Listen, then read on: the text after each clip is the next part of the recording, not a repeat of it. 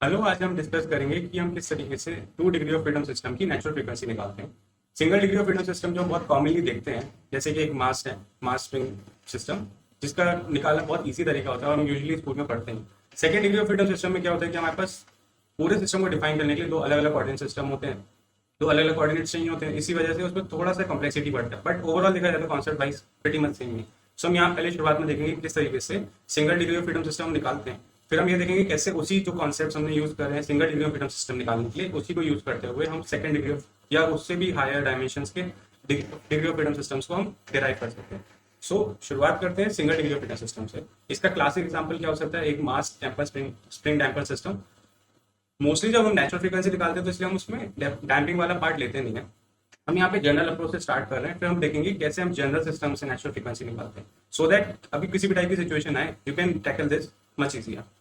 सो अपने इस सिस्टम में क्या है? एक मास है m, एक स्प्रिंग है k, और एक स्प्रिंग का कांस्टेंट k, और डैम्पर का कोफिशिएंट c। सो हमारे तीन कंपोनेंट्स हैं। अब हम क्या करेंगे? इसकी एफबीडी बनाएंगे। एफबीडी में बेसिकली क्या हम ये अज्यूम करेंगे कि हमने इसको x डिस्प्लेसमेंट नीचे दिया और इसकी कुछ वेलोसिटी x डॉट है, यानी कि इसका x डिस्प्लेसमेंट है और x डॉट इसकी कुछ वेलोसिटी है डाउनवर्ड डायरेक्शन। सिंस हमने इसे नीचे मूव करा, इसका मतलब क्या हुआ? स्प्रिंग एक्सटेंड हुआ। एक्सटेंड होने की वजह से वो फोर्स कहाँ लगाएगा? ऊपर की तरफ। अब सिमिलरली इसकी वेलोसिटी नीचे है, तो उस वेलोसिटी को अपोज करने के लिए जो डैम्पर है वो फोर्स लगाएगा उसकी अपोजिट, मोशन की अपोजिट डायरेक्शन में, तो इसलिए वो सी एक्स डॉट ऊपर की तरफ लगा। ओवरऑल क्या है कि इसका एक्सेलरेशन कुछ एम एक्स, इस पे कुछ सूडो फोर्स मान सकते हैं, एम एक्स डबल डॉट से नीचे लग रहा है। हम इसके फ्रेम में देख रहे हैं। सो इसके फ्रेम में हम इक्वेशन बैलेंस करेंगे तो बेसिकली क्या होगा कि हमारा एम एक्स, तो सॉरी एक्सेलरेशन नीचे है तो अपना फोर्स ऊपर लगेगा। एक्सेलरेशन नीचे है, x comma x dot comma x double dot सब नीचे, इस पे जो सूडो फोर्स लगेगा वो ऊपर की तरफ रहेगा। तो अपना जो ओवरऑल फोर्सेस क्या है वो एम एक्स डबल डॉट है, वो जिसका सूडो फोर्स है। सेकंड आ गया अपना के एक्स प्लस सी एक्स डॉट। इन सब का सम जीरो होना चाहिए क्योंकि हम इसमें से फोर्स बैलेंस कर रहे हैं। ओवरऑल हमारी इक्वेशन ऑफ मोशन क्या है? ये जिसे मैंने यहाँ पे लिखा है। अब इस टाइप की इक्वेशन सॉल्व करने के लिए हम क्या करते हैं? हम एक जनरल सॉल्यूशन मानते हैं। एक बहुत स्टैंडर्ड तरीका है सेकंड ऑर्डर डिफरेंशियल इक्वेशन को सॉल्व करने का कि कुछ कुछ एज्यूम, कुछ उससे कुछ सॉल्यूशन को कुछ एज्यूम कर लो। सो यहाँ के केस में क्या करेंगे? एक्स को कुछ सी टाइम्स ई की पावर एस टी एज्यूम मारना। सो हमने ये वैल्यू इसकी ली। हमारा गोल क्या है? हमारा गोल है कि हम इसे इसमें वैल्यूज डाल के इस पैरामीटर सी की कुछ वैल्यू निकालें, और ओवरऑल पॉसिबल हो तो हम सी की वैल्यू भी निकालें। हमारा मेजर गोल क्या है? यहाँ पे एस की वैल्यू निकालना, जो एक्चुअल में हमारा फाइनली ओमेगा देगा।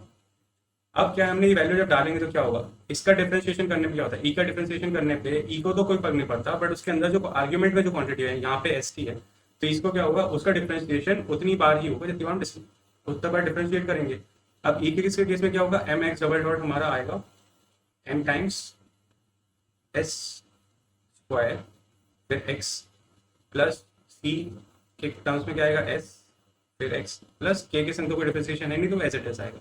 अब इस पूरे केस में हमारे पास क्या आ गया? एम एस, ये जो भी चीज थी मल्टीप्लाई हो रही है किससे? एक्स से, तो हमने एक्स कॉमन ले लोगे, एक्स जीरो हो नहीं सकता क्योंकि अगर वो जीरो हो गया तो इसका कोई सेंस ही नहीं बनता। सो ओवरऑल ये जो बाकी चीज बचेगी हमें इसे इक्वेट करना है जीरो से। सो अब हम क्या करेंगे? उसी को लिखेंगे, यानी कि ये, तो इसको हम कैरेक्टरिस्टिक इक्वेशन बोलते हैं।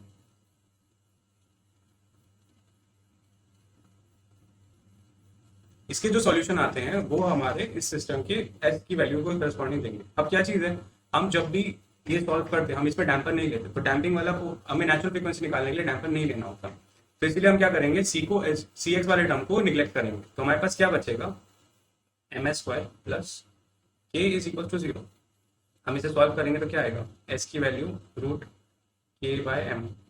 इसके वैसे दो सॉल्यूशन होते हैं क्योंकि हम स्क्वायर रूट ले रहे हैं तो प्लस माइनस में आना चाहिए, बट नेगेटिव हो नहीं सकता, नेचुरल फ्रीक्वेंसी नेगेटिव नहीं हो सकती, इसलिए जो हमारी एस की वैल्यू आती है वो ये आती है। इस सिस्टम के लिए नेचुरल फ्रीक्वेंसी रूट के बाय एम होती है। बट अभी हम ये देखेंगे कि इसी चीज को हम ट्रांसलेट करना है 2 डिग्री ऑफ फ्रीडम सिस्टम के लिए, तो प्रोसीजर वही है। इस प्रोसीजर को याद करना है। इस प्रोसीजर को हम कहते भी ट्रांसलेट करके second degree of freedom system पे देखेंगे कैसे जाता है। सो अब हम आते हैं second degree of freedom system में। तो इसका एक एग्जांपल हम ले रहे हैं, दो मासेस हैं। सिंस ये दोनों मास अपने आप अलग अलग रिलेटिवली मूव कर सकते हैं, इसलिए हमें डिफाइन करने के लिए दो अलग अलग कोऑर्डिनेट चाहिए। मास 1 का कोऑर्डिनेट होगा x1, मास 2 का कोऑर्डिनेट है x2। तो हम ये अज्यूम कर रहे हैं कि इस मास 1 पे कुछ फोर्स लग रहा है इस तरफ राइट में along the direction of x1, और इसी तरह से m2 पे कुछ फोर्स लग रहा है f2 अलोंग द x2।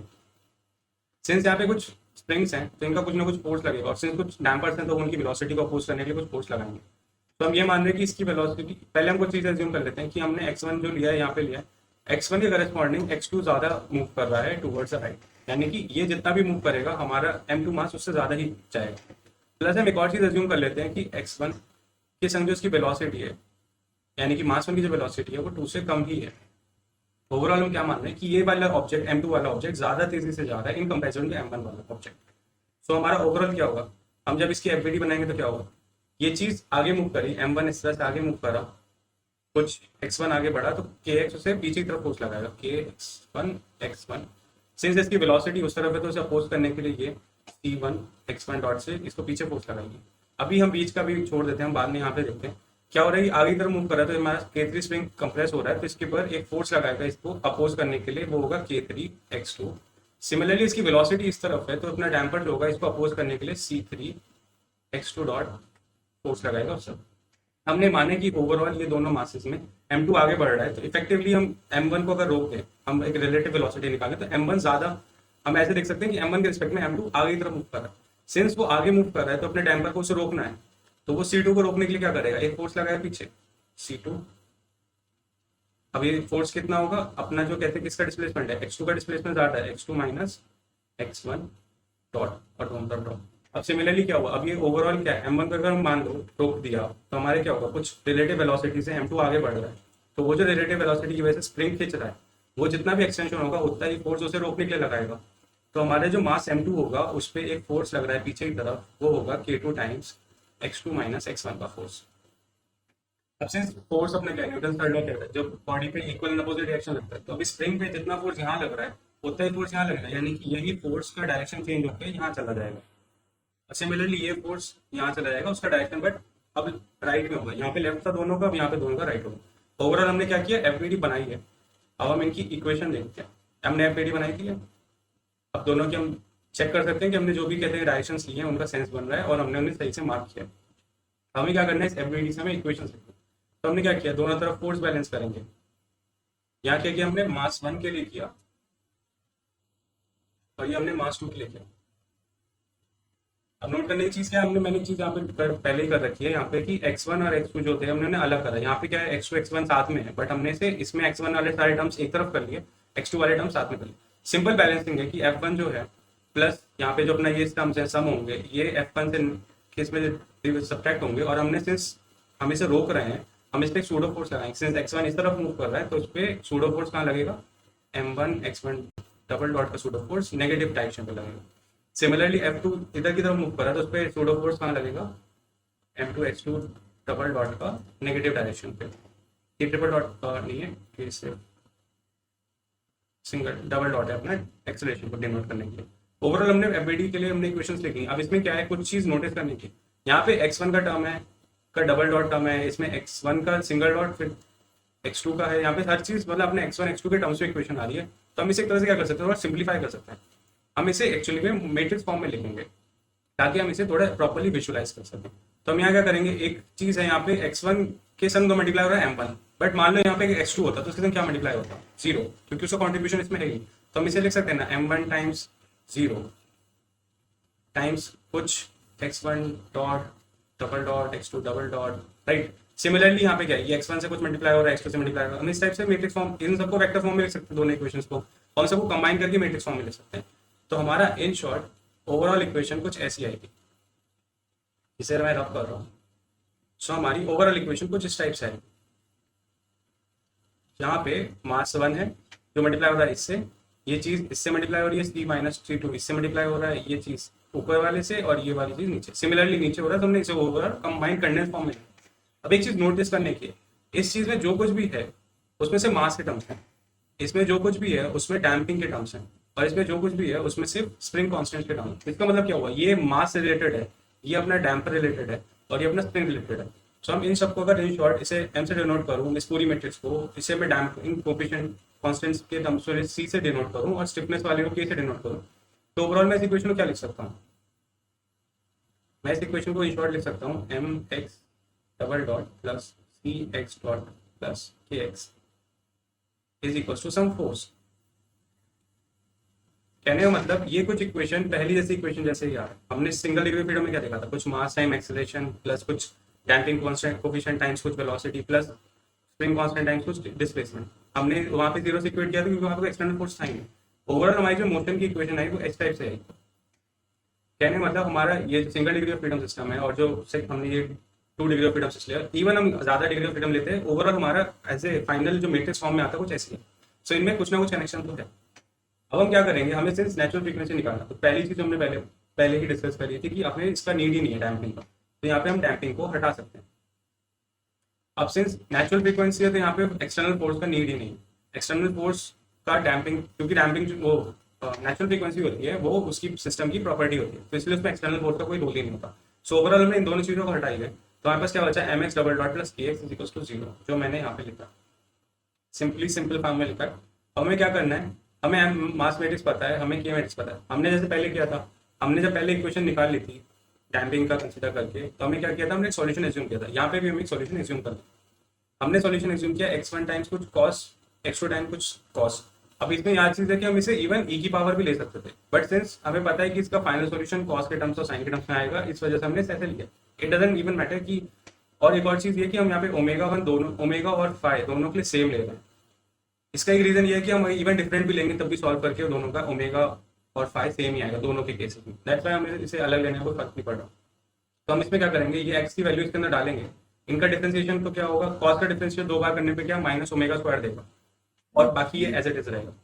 और इसके टर्म्स में क्या होगा, ये तो एज इट इज है, तो इसमें क्या होगा, हमारे पास आ जाएगा इफेक्टिवली एम के सम कुछ ओमेगा स्क्वायर टाइम्स कुछ एक्स प्लस ए के सम कुछ एक्स एज इट इज। यहाँ पे एक माइनस है, हम यहाँ पे क्या करेंगे, एक्स कॉमन लेंगे तो क्या आएगा अपना minus M omega square plus A times कुछ एक्स। एक्स जीरो हो नहीं सकता क्योंकि अगर वो जीरो है तो उसका कोई सेंस नहीं बनता। अब ये दोनों क्या है, ये एक मैट्रिक्स है और ये एक वेक्टर है, इन दोनों का प्रोडक्ट जीरो है। जब ऐसा सिनेरियो होता है जहाँ पे A X is equal to zero है, इसका मतलब A X is equal to zero है, तो अपना क्या हुआ, इस चीज का डिटर्मिनेंट जीरो होना चाहिए।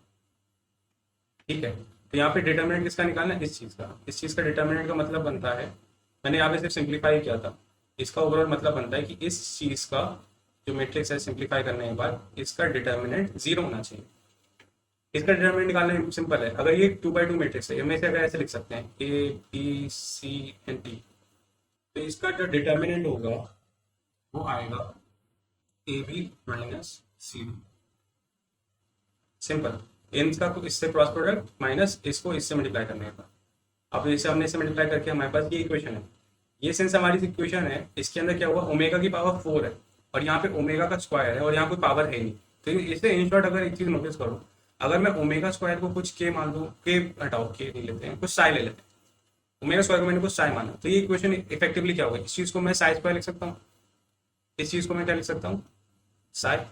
बाकी ये जो m1 m2 है ये कॉन्स्टेंट्स हैं, बाकी ये भी पूरा ही कॉन्स्टेंट से बना हुआ है और ये भी कॉन्स्टेंट्स है। तो इसको अगर मैं कुछ बड़ा सा a, कुछ एक b कॉन्स्टेंट प्लस कुछ c कॉन्स्टेंट ऐसे प्लस में लिख लूँ, तो अपनी इफेक्टिवली इक्वेशन क्या बनी, a phi square plus b phi plus c is equal to 0। ये क्या है, एक क्वाड्रेटिक इक्वेशन। अब हमें पता है कि क्वाड्रेटिक इक्वेशन का रूट कैसे निकालते, सिंपल फॉर्मूला होता है क्वाड्रेटिक इक्वेशन का। अगर रूट इस टाइप की इक्वेशन होती है तो उसका रूट फाई का जो रूट आएगा वो होता है minus b plus minus root b square minus 4a divide by 2a। Root हमें यहाँ पे पता है ए है, ये दो चीजें, अपना बी पूरा ये टर्म विद माइनस साइन, यहाँ पे जो सी है वो ये पूरा टर्म जो ब्रैकेट के अंदर है। ओवरऑल हमें पता है, हमने ये वैल्यू सब इसके अंदर पुट करी, सिंपली हमारे पास क्या आ गया, फाई इज इक्वल टू जो चीज आएगी, फाई क्या था हमारा एस स्क्वायर या ओमेगा स्क्वायर, यहाँ पे हमने तो अभी तक एस स्क्वायर ले लिया, एस स्क्वायर लेना ज्यादा बेटर है, s square is equal to this. तो हमारे पास क्या हुआ, ओमेगा स्क्वायर जो है या फिर एस स्क्वायर, सॉरी यहाँ पे जो एस स्क्वायर ओमेगा स्क्वायर है हमारा, ओमेगा स्क्वायर हमने इसके टर्म्स में लिख दिया। तो ओवरऑल हमारे पास क्या है, ओमेगा 1 और ओमेगा 2 के स्क्वायर्स की हमारे पास करस्पॉन्डिंग दो वैल्यू मिल गई। अब एक चीज है कि हम जैसे सॉल्व करेंगे तो हो सकता है कि ये जो चीजें आए दोनों पॉजिटिव हो, एक पॉजिटिव हो एक नेगेटिव हो, या दोनों ही नेगेटिव हो, दोनों नेगेटिव होने के chances come. But anyways overall कहने का मतलब ये है कि हमारा हम अलग अलग कंडीशन निकाल के देख सकते हैं, बट क्या है कि सिंस हमारी ये टर्म ओमेगा स्क्वायर का मतलब इन तीनों को पॉजिटिव होना चाहिए, सो इफेक्टिवली हमारा ये भी जो भी टर्म आ रहा है उसे पॉजिटिव होना चाहिए, पहला पॉइंट। प्लस एक और चीज है, हम जब इसको लेंगे ओमेगा 1 और ओमेगा 2, मान लो कि इसका स्क्वायर अगर पॉजिटिव है तो इसका मतलब ओमेगा 1 ओमेगा 2 की कुछ रियल वैल्यू आएगी। बट वो रियल वैल्यू का जब स्क्वायर रूट लेंगे तब भी दो सॉल्यूशन होते हैं। एक होता है अगर हम इसमें ओमेगा वन की वैल्यू भी आ जाए, कुछ मान लो कुछ सीटा आ जाए, तो हम ओमेगा वन को जो लिखेंगे वो प्लस माइनस रूट सीटा लिखते हैं। बट इसमें हम नेगेटिव वाला सॉल्यूशन नहीं ले सकते। इसका सिंपल रीजन है कि नेचुरल फ्रीक्वेंसी कभी नेगेटिव नहीं होती। ओवरऑल कहने का मतलब जो भी हमारे चार रूट्स आ रहे हैं, एक बाई क्वाड्रेटिक इक्वेशन के चार रूट्स होते हैं, इन चार रूट्स में से हमारे पास दो रूट्स, ओवरऑल जितने रियल रूट्स हैं हमें से उन्हें कंसिडर करना है। इवन जो रियल रूट्स हैं उसमें भी ये देखना है कि कितनों में से पॉजिटिव वैल्यू आई, तो हमारे इफेक्टिवली वो डिफाइन करेगा। इसमें ये बात तो श्योर है कि हमारे पास दो ही रियल और पॉजिटिव हो सकते हैं एट मैक्स। तो हमारे पास इस पर दो यूनिक सॉल्यूशन मिल गए और वो हमारी नेचुरल फ्रीक्वेंसी। इसी के हमारा ओवरऑल जो गोल था नेचुरल फ्रीक्वेंसी निकालने का for a single double degree of freedom system, हमारा वो आ चुका। अब क्या चीज़ है, हम इसी को एक्सटेंड करके multiple degree of freedom system के लिए भी कर सकते हैं, even n degree of freedom system के लिए भी सॉल्व कर सकते हैं। प्रोसीजर सेम है, शुरुआत करना है अपनी को मोशन की इक्वेशन निकालने का, फिर हमें उसमें से डैम्पिंग टर्म्स को हटाना है, कुछ सॉल्यूशन एज्यूम करना है, वो सॉल्यूशन एज्यूम करने के बाद उसकी करस्पॉन्डिंग पैरामीटर निकालना है। एज्यूम करने के लिए हम क्या जनरल लेते हैं, तो ई की पावर कुछ लेते हैं और कुछ कॉस की पावर कॉस कुछ लेते हैं, cos omega T sort of, और या फिर वहाँ पे ई की power S T sort of या omega T sort of. So overall हमारे कहने का मतलब कि हमने वो सॉल्यूशन निकाले, उससे कैरेक्टरिस्टिक इक्वेशन बनाई, उस कैरेक्टरिस्टिक इक्वेशन को सॉल्व करके देखा, उस कंडीशन को सेटिस्फाई करा, तो हमारे पास वैल्यूज आई और हमारे पास उसके रूट निकालने पर हमें वो चीज़ मिल गई। ओवरऑल इससे हमें जो नेचुरल फ्रीक्वेंसी मिलेगा वो सिस्टम की प्रॉपर्टी है। सो इससे फर्क नहीं पड़ता कि हम उस पर क्या भी एक्सटर्नली लगाएं या डैम्पिंग हो रही है नहीं हो रही, वो हमेशा उसके लिए फिक्स रहेगा। इसी के साथ इस वीडियो को एंड करते हैं। आई होप कि ये थोड़ा बहुत समझ में आया होगा, काफ़ी हेल्पफुल रहा हो। इसी के हम आगे भी देख सकते हैं multiple degree of freedom system, इस जैसे और भी कई सिस्टम्स होते हैं, but you can try it on your own. Thank you.